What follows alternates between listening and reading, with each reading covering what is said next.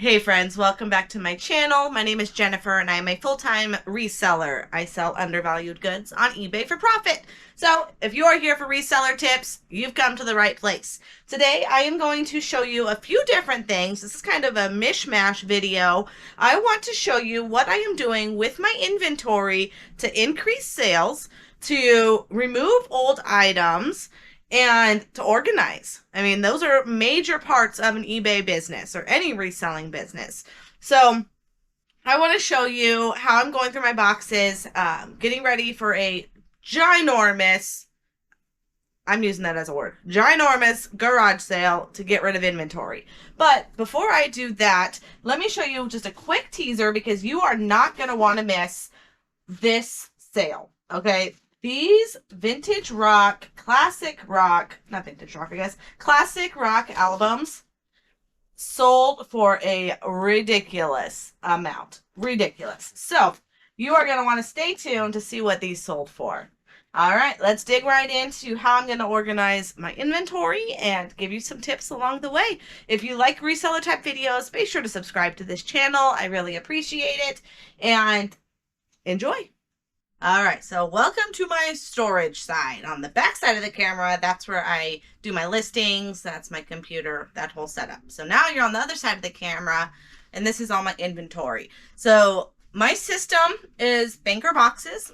I think I fit the most stuff into my banker boxes, but the problem that I got into is list it and forget it. And that's not really what you want to do. I've learned more recently that you need to nurture your inventory same way you nurture other things in your business. By setting and forgetting, a lot of stuff goes through the cracks. So right now we are middle of August and it is our slow sourcing season here in the desert. It is really hot and very few sales. I hit maybe 2 or 3 a day on the weekends. Saturdays maybe 3 to 5. Like, that's super slow. During the peak, it's dozens of sales. Obviously, if you're in the other part of the country, you were in your peak over the last couple months. We are in our slow season. So to take advantage of this time, I'm going through my inventory. And when I'm going through it, I am looking up every single item and delisting it to sell similar.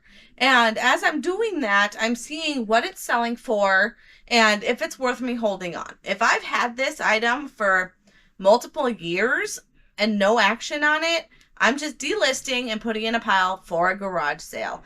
It is okay to get rid of inventory. There is so many items that I bought 2 or 3 years ago that I would never buy today. And that list just keeps growing. As I'm growing my business, I'm getting pickier at the stuff I'm actually sourcing.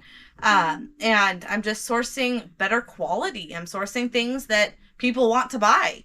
I'm taking sell-through rate as a lot more serious of a deciding factor. Just because it sells for $50, if it's not selling, you're not going to make $50. So it's very important to look at that sell-through rate, and I'm getting a lot more savvy on making sure that it's a high sell-through rate when I'm picking the item. So with that, what I've been doing is going through box by box. I'm finding items that are not listed. I'm finding items that are not even listed in that box. So if my poor hubby was trying to find that item, it would have taken him forever.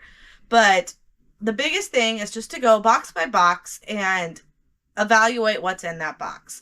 I like that it is kind of bite-sized pieces because when I look at my store, it had over 1,000 items. When I was looking at that, I'm like, oh my gosh, what did I just decide to do? But when I'm looking at one box at a time, it makes it more doable. So I've been doing a few boxes a day and I've already gone through pretty much 80% of my store. This shelf is the last one to go through. I've started it, but I wasn't doing them in order. So I don't even know which ones I've gone through. But I want to go through one of these boxes with you to kind of show you the type of stuff that I used to buy and my deciding factor now if I'm going to buy it again. So I also want to show you how I do the sell similar to relist these items as if they are new again. I think I'm going to make this an annual thing. I want to go at least once a year during this slow time and go through my inventory, even if it's just a box at a time, just to see what I have that's not selling and clear it out, because this is all the space that I have. There is no expanding. I mean, I can go up, but not by much. So when I'm out of space, I'm out of space. And I've got on this side a lot more space. I've got 2 shelves completely on the bottom, completely empty, ready for 6 banker boxes. I also have some cracks, some spots between the banker boxes to fill in. I've put my golf clubs over in this corner, which is a much better place for it. So now I used to have golf clubs piled in this corner. But the problem with that is it made it harder to get to those boxes. So much better to have it over there. It also just clears up the floor space so I can actually walk. If I had to, I could always put one more shelf in here, either on that corner or just right in the middle and just walk around it. But honestly, I don't want to get to that point. I think as I grow my business, it's going to be more about the quality of items, not so much the quantity. So, all right, enough chit chat. Let's grab a box, start digging in, and see what I am going to cleanse from my eBay store. All right, so I have pulled a box, B2. I think that's the next box that I was on. There's some new stuff on here, and then there's some stuff that I just need to get rid of. All right, so let's dig in. I'm going to first go to the computer. And as you can see on my screen, it shows I've got 929 active listings. When you want to organize it by start date, I want to see when this actually was listed, the start date right up top. If that is not showing, go to Customize Table and choose Start Date. I had to do that because it wasn't showing before and as a default, and I wanted to see what's my oldest item. So I still have stuff on here from 2019. I have not gone through all of it. So right now, as I'm going through all the boxes, that is the first step, is just box by box. But then I will just look at this old inventory and decide keep it or let it go.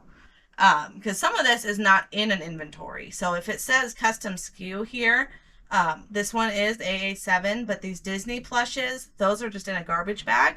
I'm going to do a whatnot. Then I've got B2, so she should actually be in this box. I don't know if she is or not. More plush. I used to buy a lot of plush. Not anymore. So first thing I'm going to do is go ahead and search for the contents that are in this box. So if I change my search to SKU, I'm going to type in B2. And what's crazy is it is case sensitive. So if I put in a lowercase b, I show 16 items. If I put in a capital B, I show 1 item. So it definitely makes a difference if you do upper or lower. I'm just going to search for both. So back to the age, this doll is from 2019. Let's see if she's even in here to begin with. We've got Time Life. This actually was new. I just listed this. Yeah, August 14th. So let's see if the Frozen doll is even in here. She's not. So we're going to delist her. And it's probably taken over by my daughter or somebody. So if you select the items, I see the doll parts in here. This was a creepy find a year or so ago, and probably longer than that. I've already sold some parts of it, which is surprising. Like, I didn't know. This was an old buy. Sell-through rate did not mean anything to me when I first bought it. But it's all these body parts. I'm going to keep them. I'm just going to relist it. Sell similar. So we've got body parts, clothes, head. So that was all this lot. The headband, the headset. I'm going to select that. King Cobra. I see that. So as I'm pulling this, I'm also kind of just taking note of stuff in here that may not be listed. So as I'm selecting them on here, pull it from the box, and yeah, 2022. Pull it from the box and set it aside. So these little toe jam things, they were super cheap at a sale. That's why I got them. But again, with Sell-through rate, obviously I did not put that into consideration because I've had these for a long time, but I'll sell similar on those. We've got a computer part. I don't know if that's a graphics card or what this guy is, but we've got a computer part. We've got lots of remotes in here, so I should have 4 remotes from early in the year. 1, 2, 3, 4 remotes. We will sell similar on those.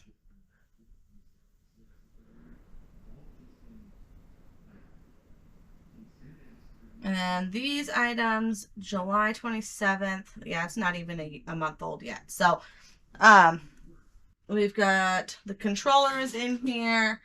This Cricut is in here. I just listed that Bose. And Bop It got relisted. Oh, but I've got 2 Bop Its.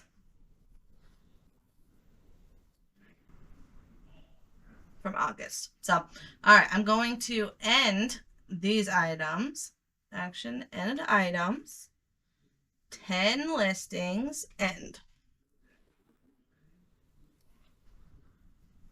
So this is a very time-consuming activity, but I know it's going to help. So I go to ended listings, and now I'm going to select the ones I just delisted.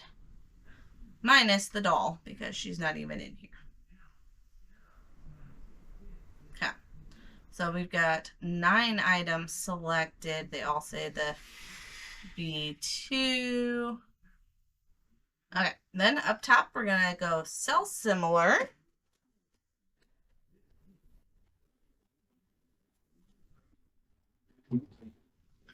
I should probably get rid of these Bop Its.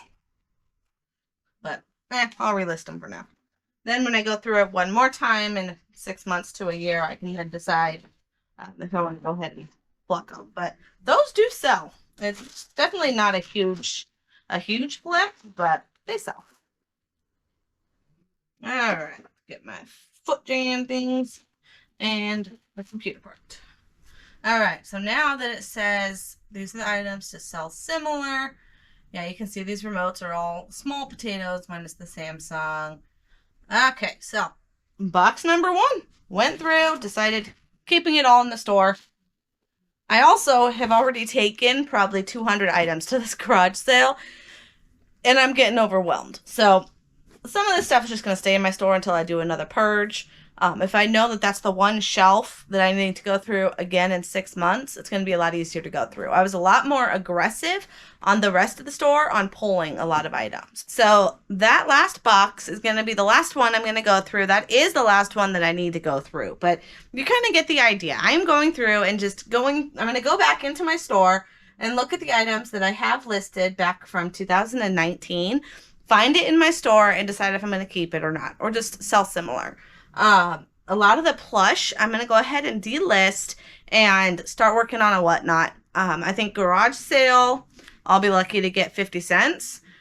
So I'm hoping with a whatnot, I can clear out a lot of this plush and get it up on an auction. I think that's going to be the best thing for it. So I need to get the plush all out of my store, see what else is listed in my store that shouldn't be listed in my store, make sure I take everything out that has been taken to my garage sale, and just do a finalized cleanup.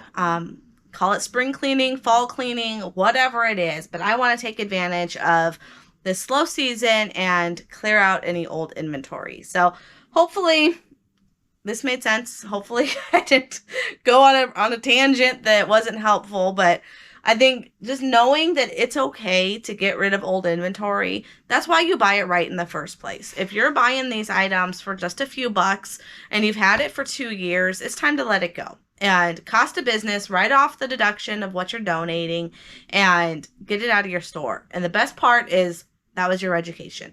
You learned not to buy those items again. And the amount of education that I have from when I first started versus the items that I buy right now has grown exponentially. And the longer you do this, the more you're going to learn. The more you're going to learn the brands to buy, the brands to stay away from, the items that are just trendy, items that are flipping for profits that are smaller than your worth.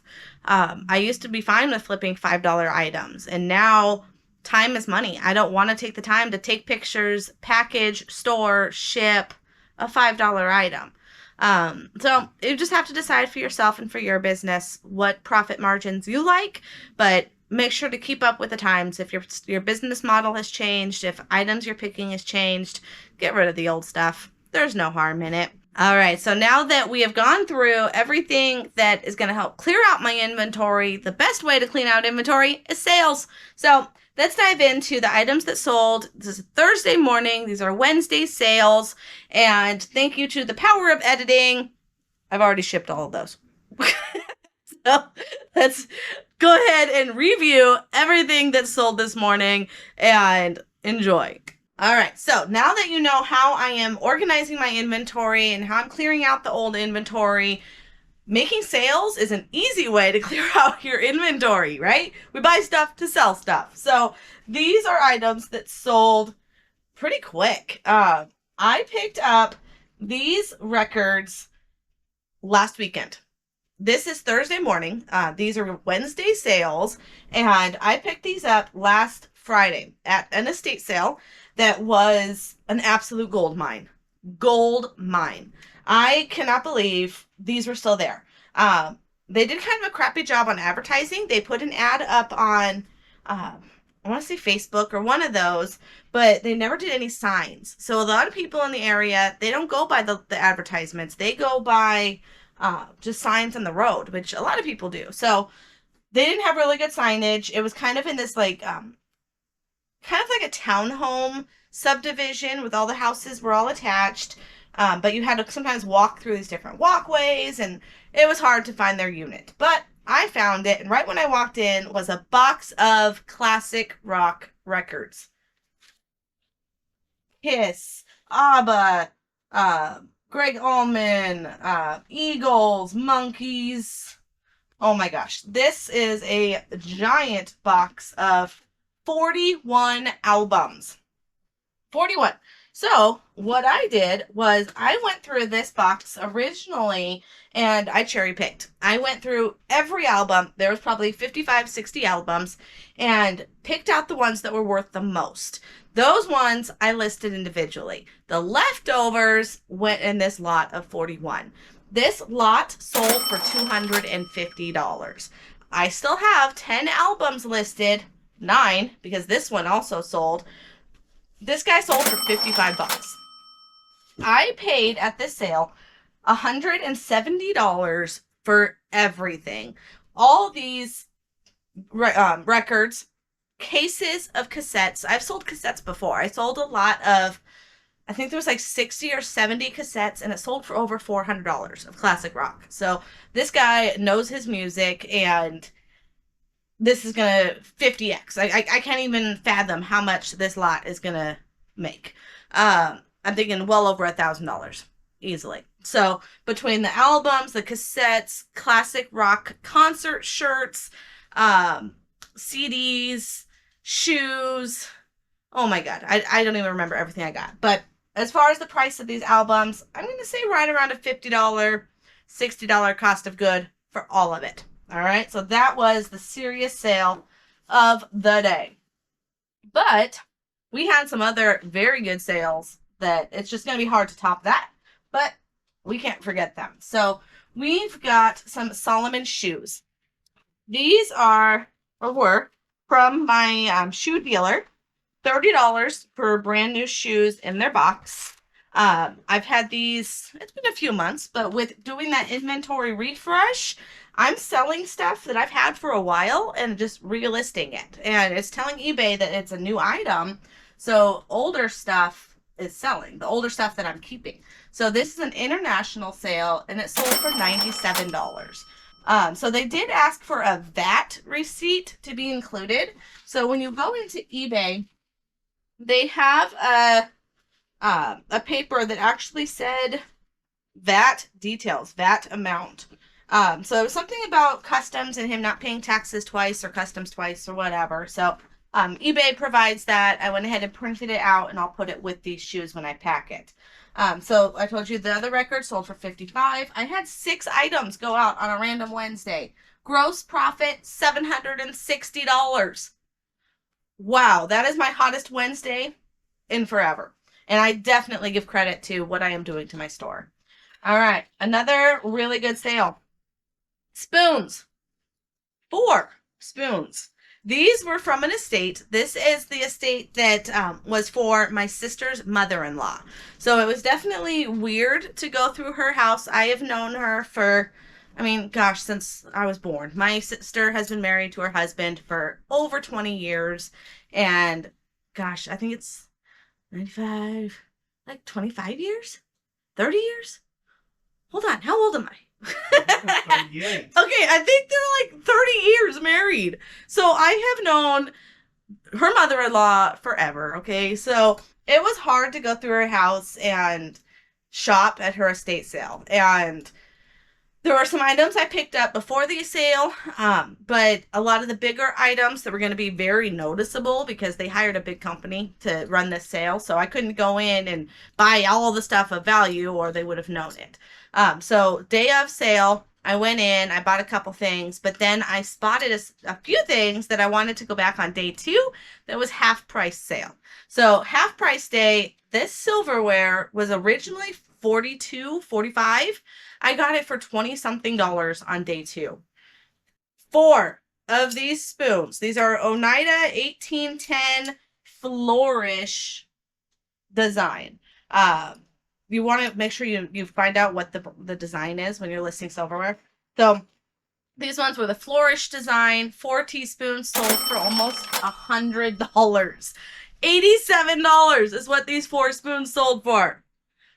I have like 25 of these spoons. So just the spoons are gonna make almost $1,000 by itself. And I've got forks, I've got butter knives, I've got servingware.